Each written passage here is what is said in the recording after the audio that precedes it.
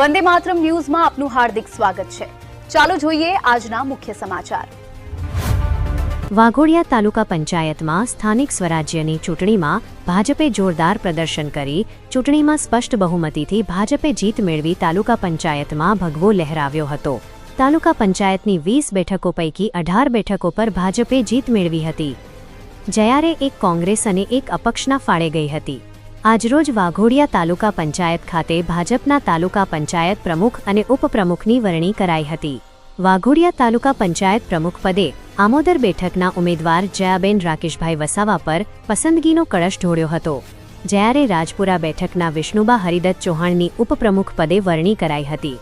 તાલુકા પંચાયતના કારોબારી ચેરમેન તરીકે વિજયકુમાર રજનીકાંત પટેલની અને પક્ષના નેતા તરીકે જગદીશભાઈ શનાભાઈ પરમારની અને દંડક તરીકે પ્રકાશભાઈ મનુભાઈ ભાલિયાની વરણી કરાઈ હતી।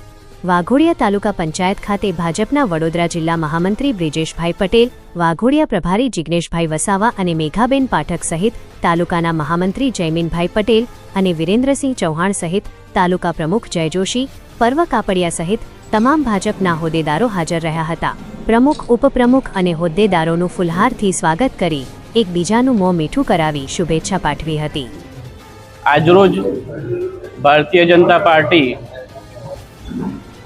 ગુજરાત પ્રદેશ તરફથી વડોદરા જિલ્લાના વાઘોડિયા તાલુકામાં જે ચૂંટાયેલા પ્રતિનિધિઓ હતા તેમાંથી પ્રમુખ, ઉપપ્રમુખ, કારોબારી અધ્યક્ષ, પક્ષના નેતા અને દંડકની વરણી કરવામાં આવેલ છે। વિષ્ણુબા હરિદત્તસિંહ, હું વાઘોડિયા તાલુકામાં ઉપપ્રમુખ તરીકે ચૂંટાયેલી છું। તમામ ગામોના હું કામ કરી શકું। બેન રાકેશભાઈ વસાવા, વાઘોડિયા તાલુકા પંચાયત મને પ્રમુખ તરીકેની વરણી કરી છે, તે બદલ ભારતીય જનતા પાર્ટી અને તેમજ આપના લોક લાડીલા ધારાસભ્ય ધર્મેન્દ્રસિંહ વાઘેલા બાપુનો ખૂબ ખૂબ આભાર માનું છું અને તમામ ચૂંટેલા સભ્યોને હું જોડે લઈને તમામ કામ કરીશ પૂર્ણ।